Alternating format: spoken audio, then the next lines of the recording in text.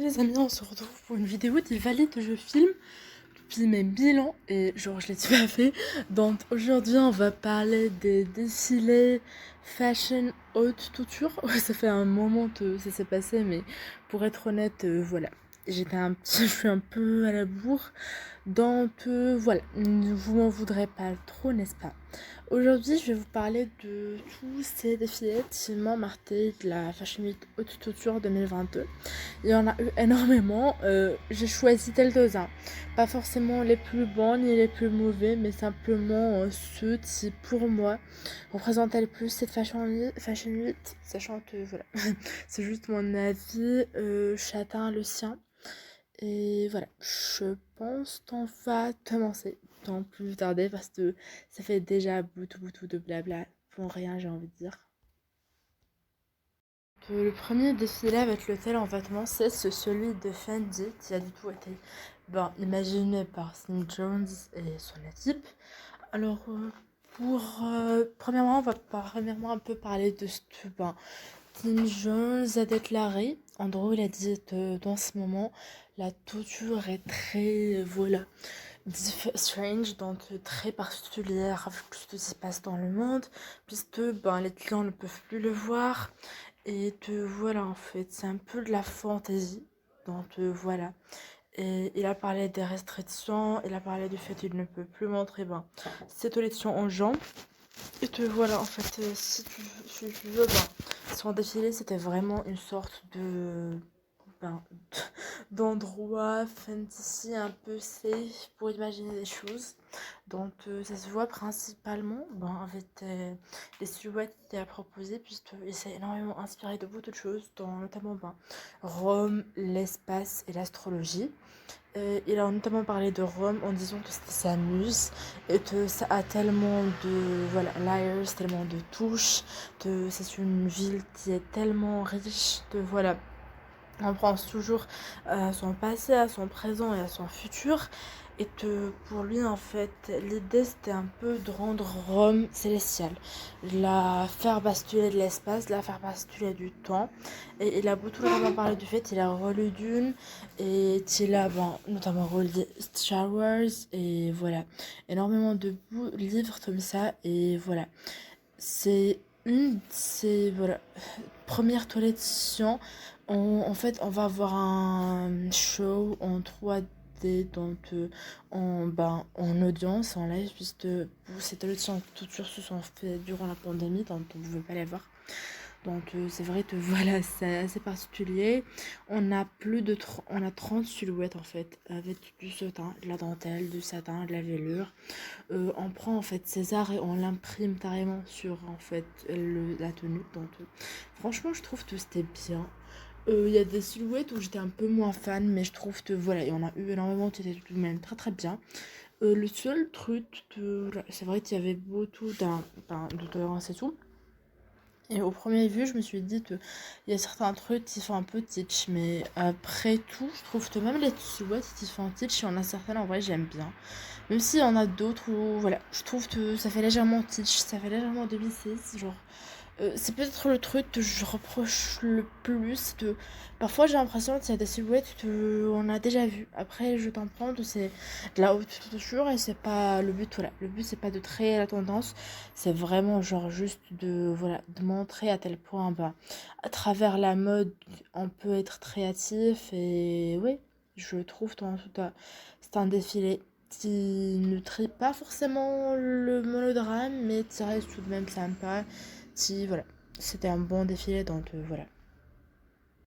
Nous allons passer au deuxième défilé que j'ai sélectionné pour cette vidéo, donc pour vous en parler. Il s'agit du défilé de Jean-Paul Gaultier, puisqu'il faut le savoir que Jean-Paul Gaultier tout avait annoncé précédemment qu'en fait pour la partie couture ce sera plus lui qui ferait le tien, mais ce serait à chaque fois quelqu'un qui sera choisi par lui. Donc là c'était la première fois en fait, c'était la deuxième fois plutôt que Teltin le fasse, et cette fois-ci c'était Liliane Martinez qui l'a fait du tout après cette année. Donc en réalité voilà, on est sur Liliane Martinez qui est lui un jeune designer qui a notamment fait du Hydrate Projet et qui a travaillé chez Diesel. Et voilà, il a choisi de faire ça. Il était assez stressé, mais il a dit que c'était pas la première fois et que tout de même ça restait pour lui assez bon. Il a notamment, bah, c'est vrai qu'on a une tenue, du tout un défilé qui est en 3D, mais cette fois-ci derrière un écran. Donc on est sur un défilé un peu spin un peu de fond, tu vois, pour voir toutes les du défilé. Et il a dit en gros, bah, Tom, c'est pour juste une saison. Il voulait quand même parler de la maison, mais tout de même, voilà, célébrer Jean-Paul II, mais avec de nouvelles choses. Donc c'est vrai qu'il s'est énormément inspiré de choses qui étaient déjà précédemment chez la maison. Et notamment, ben voilà, ben, on a 36 silhouettes où on va mettre de la marinière, chose que Jean-Paul II a déjà fait. Des rayures non horizontales pour jouer justement avec la silhouette, pour ajouter des tours, en l'enlever. Du tutaf, des imprimés animaliers, de la maille, de la transparence, du tulle, des jeux de volume. Et en fait, on a rajouté énormément ben, d'anciennes silhouettes en les rendant plus fun. Et ce que moi je trouve incroyable justement avec ce défilé, c'est qu'il faut savoir, de base, je ne suis pas une fan de Jean-Paul Gaultier. C'est pas une marque qui me... Voilà, c'est pas un créateur qui me rend folle.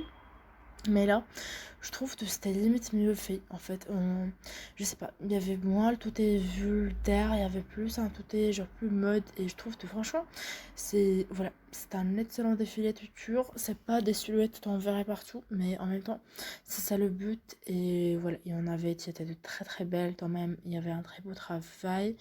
Voilà. Il y en avait beaucoup, mais en même temps, elles sont toutes mémorables, presque. Donc, ceci ne reste point dérangeant. Et voilà. Valentino qui a en fait justement voulu jouer avec la diversité. Puisque c'était un défilé à message. Alors, les défilés à message, je pense, t'en en penses ce t'en en penses. C'est des gens qui diront que c'est de l'hypocrisie, comme il y en a d'autres qui croient tout. Je pense que voilà, ceci reste ben, le choix de chacun et de chacune, et que d'une manière ou d'une autre, nous n'y pouvons rien y changer. Maintenant, voilà, il faut avoir la diversité dans nos défilés, c'est important. Et là, pareil, c'était le tas. On a eu énormément de... énormément, mais quand même. On a eu pas mal de tenues avec des torts assez différents. Avec voilà, des hommes, des femmes, des personnes noires, transgenres, des personnes grosses, des personnes qui ont de torts différents. Et forcément, on a eu beaucoup plus de silhouettes. On a eu 64 silhouettes, dont notamment beaucoup qui vont parler de romans, voilà, de Hollywood. On a pris énormément de temps. On a de la soie, du satin, du fuchsia, du rose, beaucoup de détails et de jeux de volume. Mais on a aussi joué avec le blanc et le noir, comme Staparelli, avec du Doda. On a eu des ensembles oversize, mais avec des gros sautins et des gros détails et des cuissardes. Et voilà. Franchement, je trouve que pareil, c'était un défilé qui m'a marqué. Voilà. Je vais être honnête, je l'ai adoré. Je trouvais que c'était très très beau. Et que même à travers ben, le message, qu'il soit ou pas, ben, c'était pas juste du fan service. Voilà. Il y avait un... Il y avait de la beauté, on va dire. Et voilà. J'ai beaucoup apprécié ce défilé. C'était un bon moment visuel. Donc voilà. Pour continuer sur un autre défilé, qui, ben, vous le verrez de toute façon, c'est un autre délire.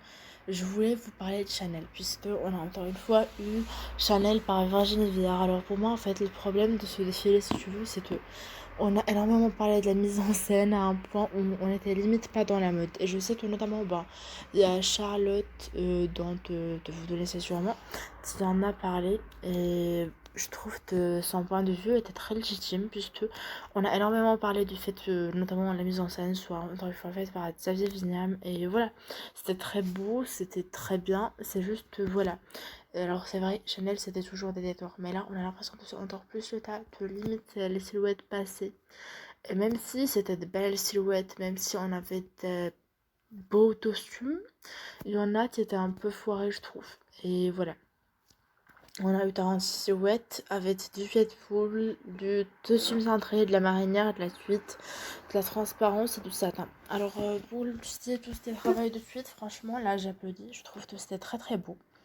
Mais dès qu'on s'en éloigne, dès qu'on part vers telle chose de plus, on va dire, pas profond, mais en parlant, part en fait sur tout ce qui va être notamment jeu de tulle, de transparence. On voit que c'est pas bien maîtrisé, que c'est même pas bien toupé directement sur les mains. Alors bien sûr, les erreurs ça arrive.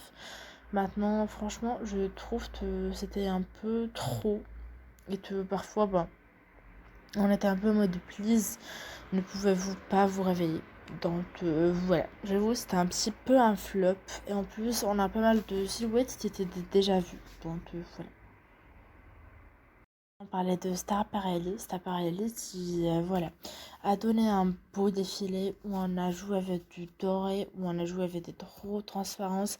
Voilà, on a eu un très beau défilé avec beaucoup de trop détails, du blanc et du noir. Et justement, ça c'est quelque chose que je trouve assez unique et assez spécial à ce défilé, c'est que on n'a presque pas eu tout l'heure. Cet appareil-là, c'était une marque qui en faisait beau tout. C'est vrai que dans celui-là, on était surtout sur du blanc, du noir et du doré. Et on a pu ressortir du génie. On a eu énormément de références au travail de LC Staparelli.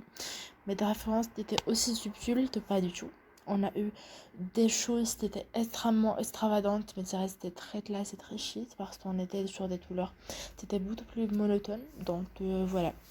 Je trouve que toutes les silhouettes presque sont réussites. On joue presque avec justement ce qu'on voit et ce qu'on voit pas. On a des silhouettes où on a presque de noir, mais on a en fait le matin qui porte une tête, un cerveau doré, des flèches, bref, franchement, je pense que ce défilé influencera clairement la mode. On a notamment ce petit truc de bonnet de nuit, on a les espèces de corsets, on a des silhouettes qui sont très resserrées mais qui jouent avec les volumes, donc c'est très bien fait, très bien toupé. On voyait vraiment l'art de la mode, on voyait toute son extravagance, exubérance et toute sa volonté à s'afficher, à se montrer. Et je trouve que c'est un magnifique défilé, donc je clôture cette vidéo avec ceci. Je vous retrouve dans une prochaine vidéo. À bientôt. À la prochaine.